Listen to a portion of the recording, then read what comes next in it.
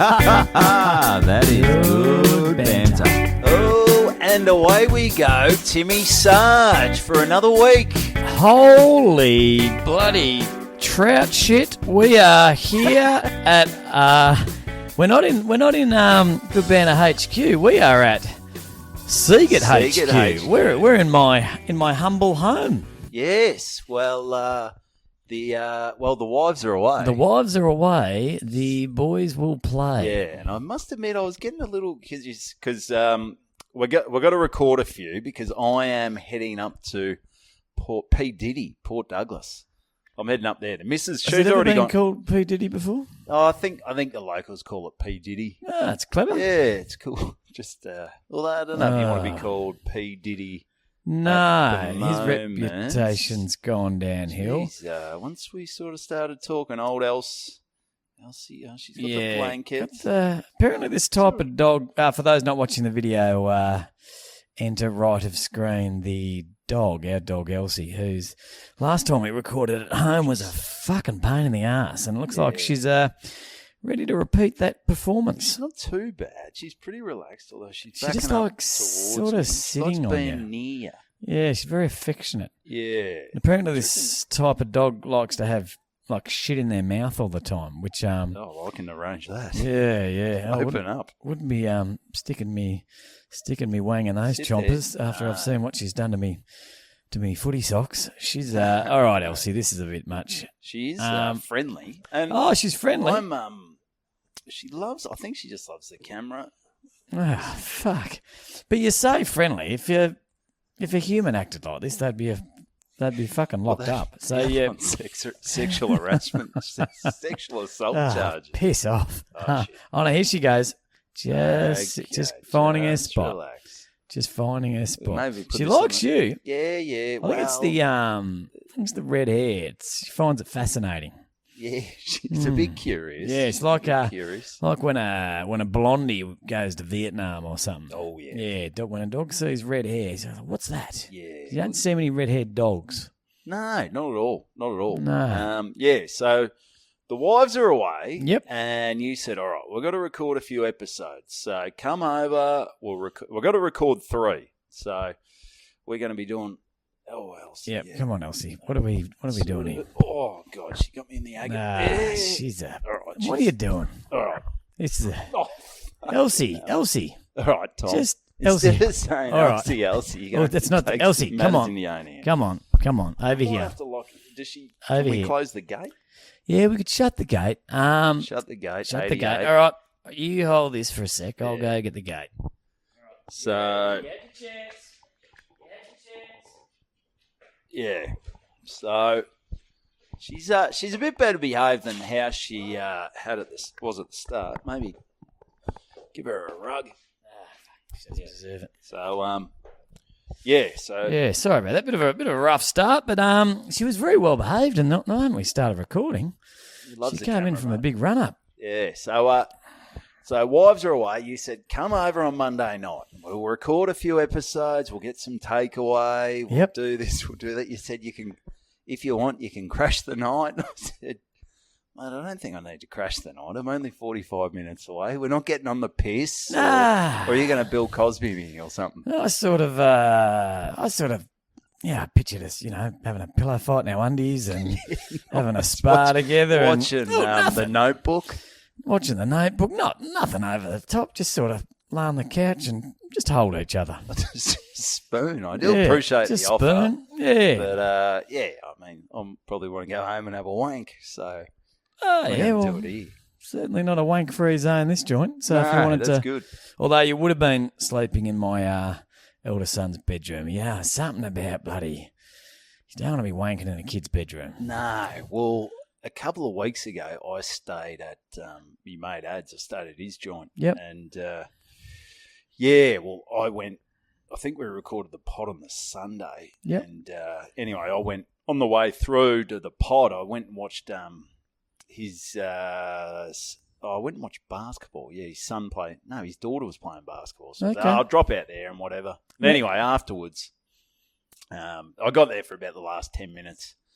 And she goes, "Oh, g'day, Evo. Thanks for coming out." And she's there with one of her little friends. She goes, "Oh, this is my dad's mate, Evo. He stayed in my bed last night." I'm like, hey, settle down, Geordie. Just say he stayed at my joint last night. Yeah, like you don't have to.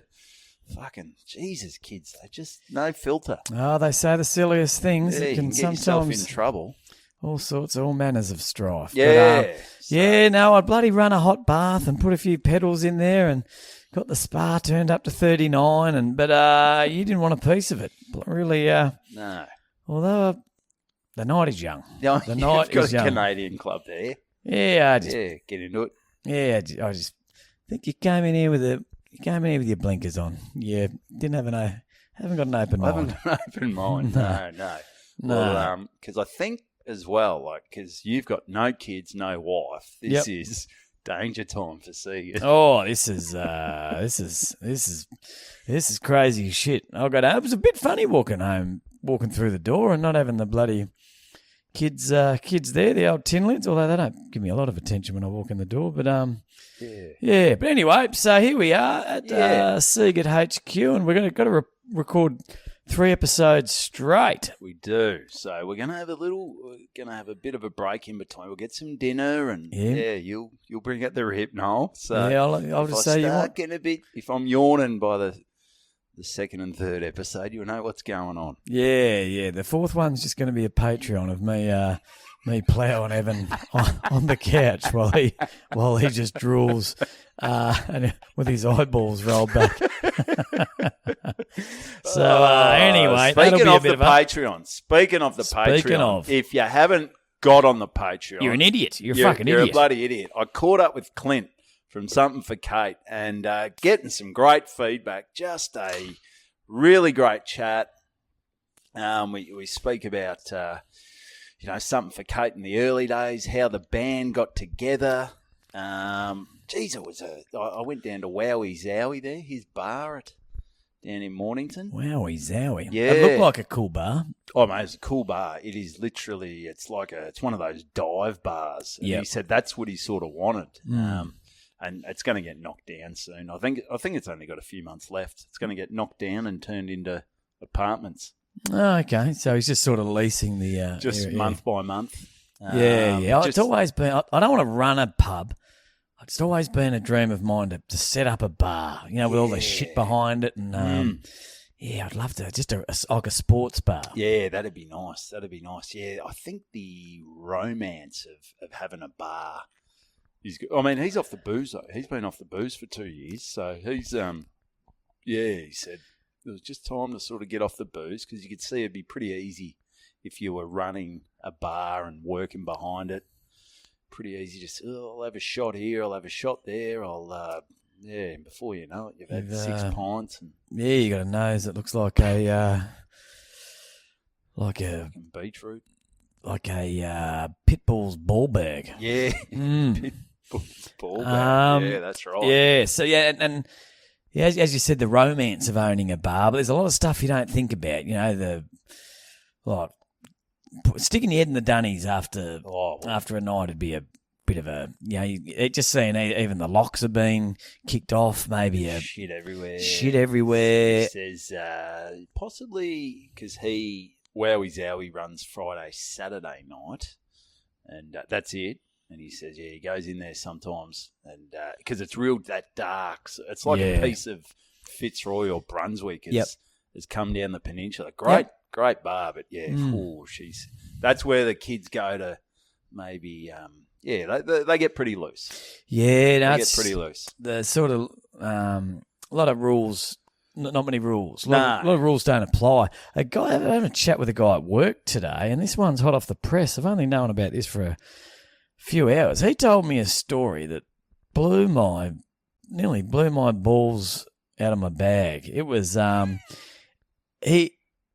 because there's a toilet, like a sort of just a single toilet at work that you enter from outside of the warehouse. So you don't have to actually go into the warehouse. It's almost like a public toilet that all the couriers use and stuff. And I tell it, Jim, Jimmy Courier, he's in there. I don't know what one of the prerequisites to being a courier is that you have an uncontrollable piss, or you got 7 holes on the side of your shaft. Because these guys piss. There's fucking piss everywhere. Like, Jesus. it's fucking gross. You can't, if you do need a poo, you can't even sit down for fear of the bottom of your jeans hitting just this, the pit. Like, is there anything worse? it's fucking gross. But anyway, so we were just talking about that, and all of a sudden this guys came over, great bloke, and he sort of overheard. He goes, I saw something that I've never seen in my life. It was the worst thing I've ever seen in my life a few weeks back. His wife's a keen netballer. So they go to the netball regularly, the professional netball, and he was at John Cain Arena. Full house, and the lineup to do a piss was right out the door. So it was a sellout, big crowd, and he said these nights get pretty boozy. Anyway, so line to use the men's out the door. He finally got in. He said there was a man in his 40s, just a normal-looking guy, took a shit in the sink at the netball. Jesus. And I said, did anyone pull him up? Do anything? And he said everyone was just gobsmacked. Gobsmacked. He said as he walked past him on the way out, this guy from work, he's a big bloke. He goes, mate, that's fucked. And he goes, mate, the queue was too big. And just kept walking. He shit in the sink at John Cain Arena. Bloody hell, that puts the men's change rooms at the bloody local swimming pools. Yeah, that makes it look like child's play, doesn't it? Well, I was about to go into that story, and I thought I can't pull that story after he's told a story about taking a shit in a sink. I mean, I don't think because important part of when stories you got to go one up each time. That's right. Where do you go from there? Jesus. So what's he wiping his arse with, or is he using the tap as the bidet? I think he just sort of. Well, we didn't get into detail, but I assume he didn't wipe his ass. You sort of wonder what kind of person's doing that. Like, pretty average bloke, I reckon. Pretty fucking shit bloke. But at the netball, the fucking netball. Well, you never know. You sort of got to. So it's a big booze fest at the netball. Yeah, he reckons it is, I but thought it was a snooze fest. Yeah, I still don't think it's not shit in the sink. Boozy, I wouldn't have thought. I mean, I must admit though, some of those venues. The toilets, they are lacking. Like you get more than 10,000 people somewhere, and it's even at the footy, you know. Like I know, I went to Essendon West Coast, and you always got to line up there though. But yeah, and the amount of booze being consumed does make a difference. It also makes a difference how desperate you are to go. Like I went to just yesterday. I went to see took the family to see the Harlem Globetrotters. Yeah, did they win again? Yeah, well, you wouldn't believe it. They got up by a point. Oh, for the watching, you couldn't have scripted it better. No, you couldn't have scripted it better. Someone might have, but I got to tell you. Do you reckon? How are the script writers? They got the same script writers from 30 years ago when the Harlem Globetrotters. How did they pitch this? When I'm thinking back in the day, where they say, all right, we're going to create this team who are unbeatable. They do all these weird moves, and we just need a few retards to follow them around and act like they can't play. Well, the other guys are actually they're decent players. Yeah. I think they're all decent players, but it's like the wrestling. Yeah, I just think going out, I really feel for the Washington Generals going out every game, knowing you're going to lose. I tell you what, my youngest Harry and my middle son Flynn, I reckon, were the only two people in the stadium that didn't know it was set up and were barracking like it was. Go Generals. Yeah, no, they were barracking for the Globetrotters like it was Game 7 of the NBA playoffs, and they were like screaming at the ref for not calling travels and all this sort of shit. They couldn't believe it when the guy didn't get a tech for actually standing on the ring for about 5 minutes. He was up there for... what did he do? He dunked it and then he sat on it? No, he sort of just jumped up and swung around, and he was rejecting anyone that had shots. Oh, okay. And Flinny wasn't impressed that they were... No, that's goaltending. Yeah. That's goaltending. He shouldn't even be up there. No, but right. It was... I'll describe it... Best way to describe it, I reckon every single parent reckon it probably could have had an hour trimmed off it. So are they playing a proper... Yeah, they played a proper game. Like 4 12-minute quarters? Just 10, thank the Lord. Just 10. And is it one of those ones where the last minute goes for about half an hour? Yeah, a fair bit went on. They did probably the cleverest thing they did was there was an argument at one stage about whether the ball was in or not. Oh. And because they're all mic'd up. Okay. So you can hear everything there, everything the players so then the ref's arguing with the player, and he goes, "Oh, let's go to the replay then." And they did. They went, "Oh," and this sound effect came on, like a reverse, and they all went in reverse, okay. and then back into the positions they were in. Was that cool? That actually looked pretty cool. And then they said, "All right, play it," and they went in slow mo, and they replaced the ball with with this like a beach ball, so it just went really slow. That's they were bouncing the ball very really well slow. Scripted. So I thought that was quite clever. But yeah, at the end of the day, it was nothing more than had a real buskers feel about it. It was probably about 5 minutes of entertainment dragged over about 2 hours. Gotcha. Yeah. Gotcha. So, and what are we paying for a ticket for this shit show? I would have been a couple of $100 to take the family. I think maybe 200 and something. Yeah, but yeah, okay. Yep. Tell you what, they when the boys wanted a singlet on the way out, we didn't even fucking answer them. We just kept walking. There was a massive queue, and they were about $80 a pop, and no fucking chance. Yeah, can we see a replay of that? Yeah. Of you just walking out there ignoring your kids? No chance. No chance at all. So it was a full house, but when people aren't drinking, like there was no line at all. So no one's shitting in the sink at a Harlem that's right. Globetrotters. No, you don't need to see that. You don't need that. Jeez, grown man shitting in the sink. It's not a footy trip. No, Bloody hell. No, that's pretty crook. Yeah, mate. I've got an update on the. I've got an update. You remember when I fought? Remember I got the parking fine, and where'd you park again? Parked in a loading zone out in front of the bank. Remember that? Right. And I left the boys in there. Kids were in tears. And then, because I was using the ATM, which was only about 2 metres away, and then the fucking ATM swallowed me 50. So I had to go in there and complain, came out, and the Maori guy was taking photos, and the kids were crying in the back. That's it. Not sure what episode that was, but anyway, so I protested. And then I drove after the guy. About Palestine? Did you protest about Palestine? You protested about the guy on the ring, the Harlem Globetrotters? So here we go. So it was a couple of $100, $192, but here we go. Infringement number. What did you send? You sent in, this is bullshit. You sent an email? Yes, I sent an email and I said, look, yes, okay. I was in a loading zone. I had a balaclava on. Had 2 kids. I had a sawn-off shotgun. Yep. And essentially, I wanted to rob the joint. Yep. So I wasn't going to park down the road. I need some cash because I had to go see the Harlem Globetrotters in a few months. And potentially the boys might want a singlet. Yeah. So I just said, look, yes, I did park in a loading zone. I was just going to the ATM. I was going to be 1 minute.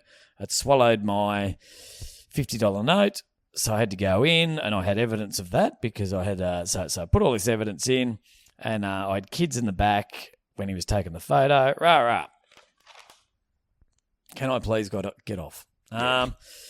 Get off all you want. I write in reference to your correspondence regarding the above infringement notice. The circumstances outlined in your application for internal review have been carefully considered. Ooh. Officers' notes taken at the time of the offence advise that the vehicle was stopped in an area clearly signed loading zone. The Road Safety Road Rules 2017 provide that parking in a loading zone is not permitted unless the vehicle meets specific eligibility criteria. The following groups of vehicles can use loading zones for purpose of picking up and or dropping off goods. While council acknowledge you stopped briefly to attend to the Westpac ATM, as stated above, only specific vehicles are permitted to stop in these areas. So what vehicles are they? Because I park in, if I see a loading zone, I'm like, I've got 15 minutes. Doesn't matter what car I am. Yeah, no, that's not bullshit. the case at all. Right. No. Well, maybe tell it for the listeners, because I reckon a few people would have got into trouble. Okay, yeah, good point. Well, there's 3 licensed commercial passenger vehicles, e.g., taxis, buses, and hire vehicles. Okay. Hire vehicles. Oh, so if you're maybe you hire a ute and you got to drop. Well, how do they know if it's hired? Well, it says budget rental or. Oh, not really. It's got a little. Sometimes just a little sticker on the back. Well, that's true.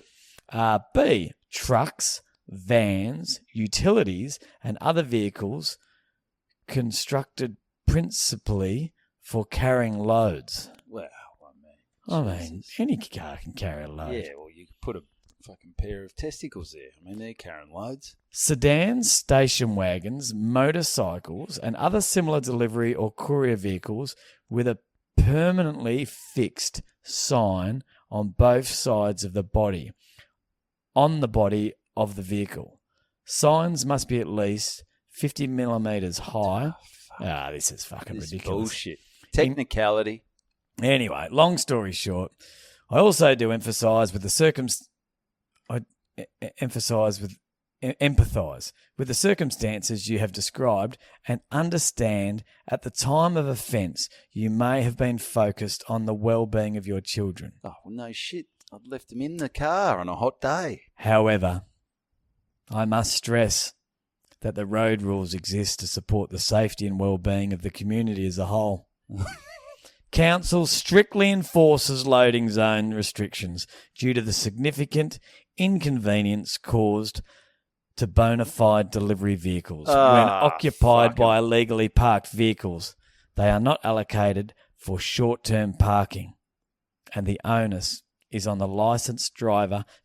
They took me on a fucking roller coaster to be aware of these regulations and ensure that the vehicle is legally parked at all times.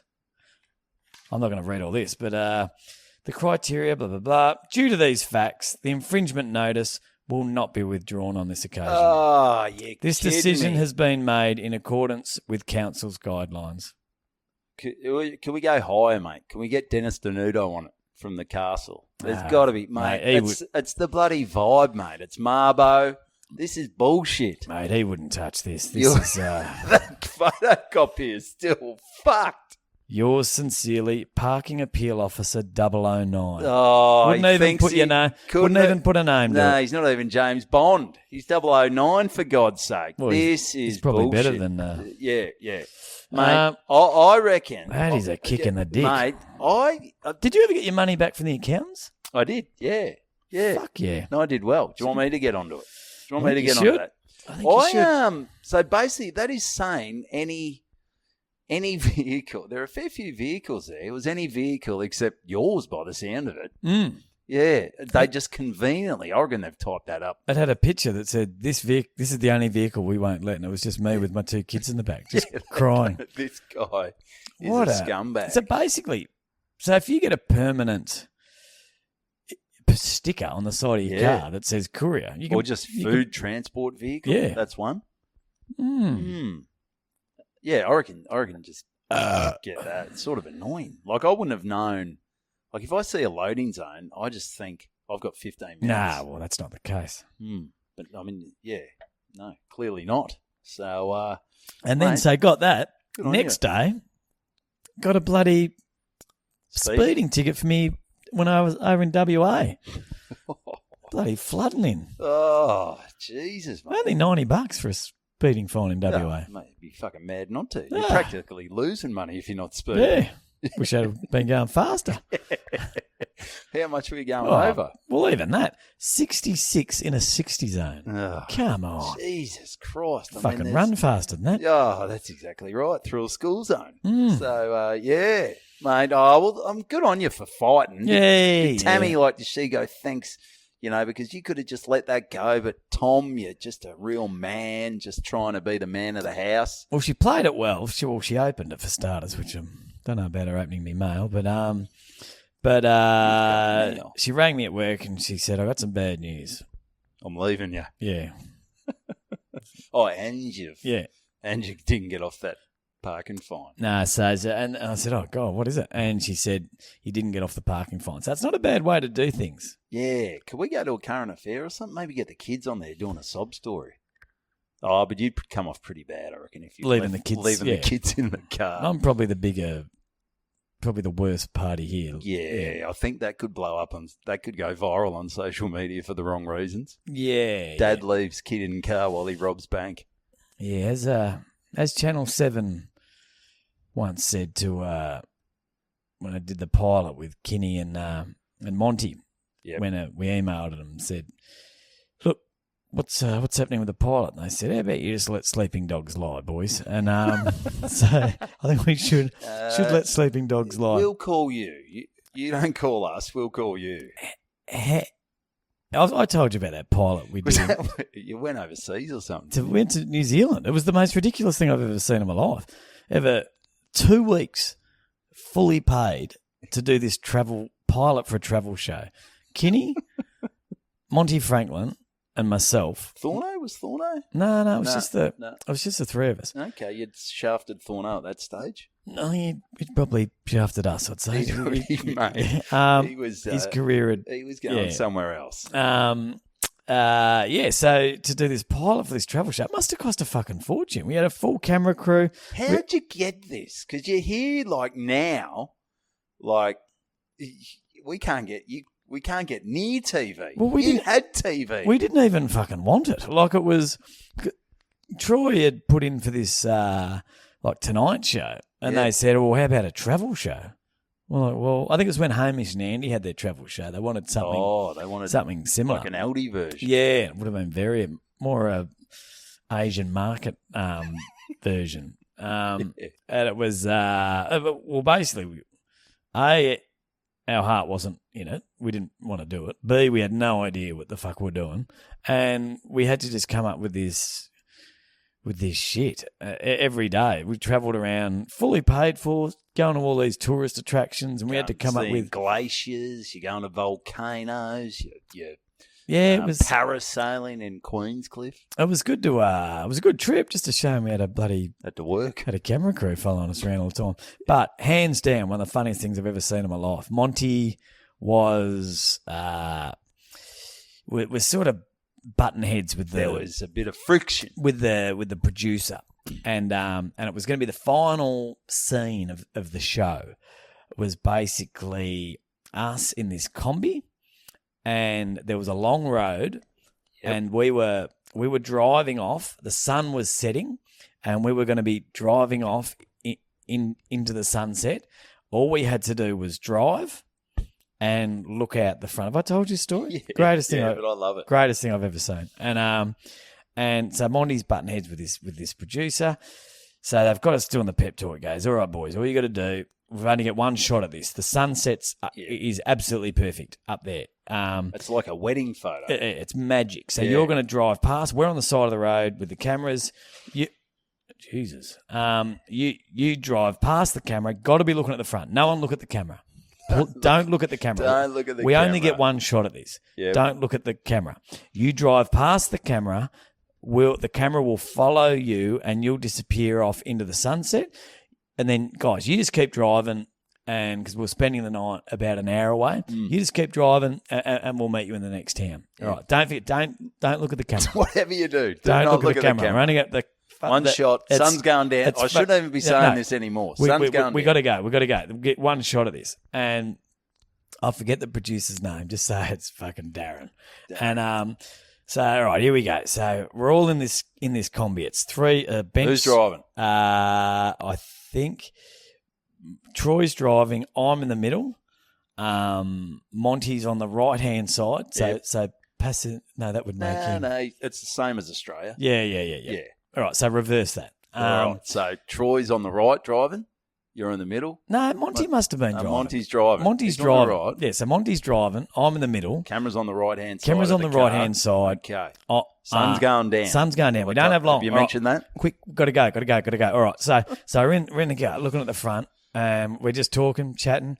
Just don't look at the camera. Don't look at the camera. Monty wound down the window, looked at the camera and said, "Hi, Darren," and just drove off into the sunset. And we're like, I felt physically sick. How's I was this like, gonna end oh, up? fucking hell. Oh no! So you've kept driving. You've got to. How was the reception at the restaurant? Icy. And Monty also said one of the funniest things I've ever heard in my life. He was having an argument. We were just sitting in the back. We're in the back of the combi, all just sitting in there, and sort of having an argument with the producer guy, going backwards and forwards, blah blah blah. And basically, our acting was atrocious. Yeah, I can see that. And he goes, "Oh yeah, you boys have really been a nighter, haven't you? You know, nighters."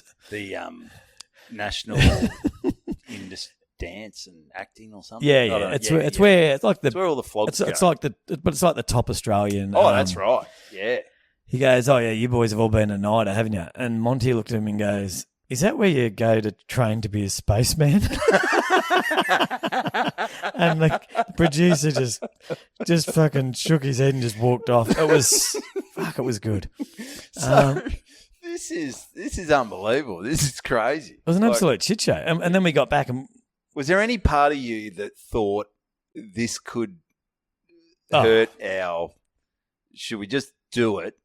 And because it might increase future options or something like that, or did you just go fuck this guy? No. I think we legitimately had a crack. But I was like, it was Troy's show. Yep. Then Monty's. I was just how the fuck got invited along is beyond me. I did nothing. I did absolutely nothing. It was a great trip though. Great way to see New Zealand. You just float along doing nothing through all your life. You're just talking to this microphone. The podcast pops up. Yeah. It's on YouTube. Share this, share that. I do nothing. No, life's just like a tumbleweed, just floating through life, blowing along in the wind. Yeah. Fuck, it was funny. Yeah, that's great. That's great. Well, good stuff. Well, I've got something big here. So, good. All right, so... on the weekend, I had a bit of free time on Saturday. I didn't have a gig Saturday night. I had a gig Friday. All good there, mate? Yep. All good, yep. Okay, so I was going to go down and watch the local footy at Mornington, but it started pissing down rain. I said, fuck that. Yeah, well, I went down local footy. So you gotta go down. You have to do it. But you went down watch Caulfield. Watch Caulfield, so you've got a bit of a connection there. There'd be people you know. Yeah, You're trying to still suck up, make sure that they don't forget who you are. Yeah, just remind everyone who I am. And that's right. You're there with your Siegert jumper on, number 7. Yeah. And did you take your life membership down there just to? Yeah, got my little badge. But the as we know, Lyndon Dunn now wears the number 7. Oh well. But one thing you notice going down local footy now, like it was pissing down rain. The grounds are beautiful. They're amazing. The bloody pigsties we used to play on, absolute shit show. And now they're running around. If it doesn't rain for 5 minutes, it's virtually a dry day. I know. Jesus, they've spent some coin. Yeah, on the grounds. So how'd you go? Did you bump into a few people there? Yeah, it was good. Took plenty. Was anyone is your statue still down there? Nah, statues had a couple of dicks drawn on the forehead. So nice. But none into the mouth. No, not in the mouth. I should have spent a bit more money on it. Yeah, I got a cheap one. Looks nothing like me. Yeah, okay. But we stood behind the goals, and geez, it's she was a spiteful old game. Sometimes I felt like watching it with Flinny. He was sort of laughing. Because kids can't. Because when you think, like, we know what's going on, but a kid's never sort of seen that shit. No, everyone running over and punching, and it's quite confronting when it's only a couple of metres away from you. Well, I think a lot of people watch you see it on TV, and it's one of those things where it's romanticised a bit, isn't it? It's even when you don't hear it either. No, it's like right near us. This one of the Caulfield players. He's got sort of longer hair, and he's a very good player. Wears a headband, and they were just standing there, and he was sort of the forward pocket, and the guy was bumping him, and then the guy just leaned over, grabbed his headband, and with it grabbed a chunk of hair and just sort of threw it. And and grabbed his headband and just threw it away. And so the Bears bloke just fucking Well, he grabbed, couldn't see anything. No. His hair was in his eyes. grabbed the guy's hair, just a fistful of hair, Okay. and just threw him. And it look, if that's all you saw, which is pretty much, the retaliator always gets caught. Gets caught. And because they heard a bit of ruckus, so everyone's looked around and just seeing him just grab the bloke's hair. So everyone's running. This poor bloke was just minding his own business, just defended himself, and everyone ran in. And you really hear the There's a bit going on there. Yeah. Doesn't really make me want to get back out there. No, well, no one will be able to grab your hair, though. No, it's a positive. I can grab a fistful of pubes. Arse hair. Bit of fucking shoulder hair. Yeah. Okay. Grab Siegert's hair. Go, rip it out of his ears.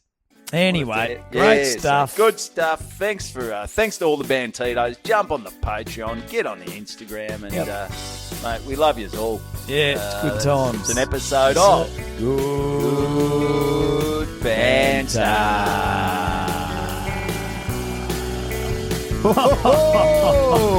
Good Banter.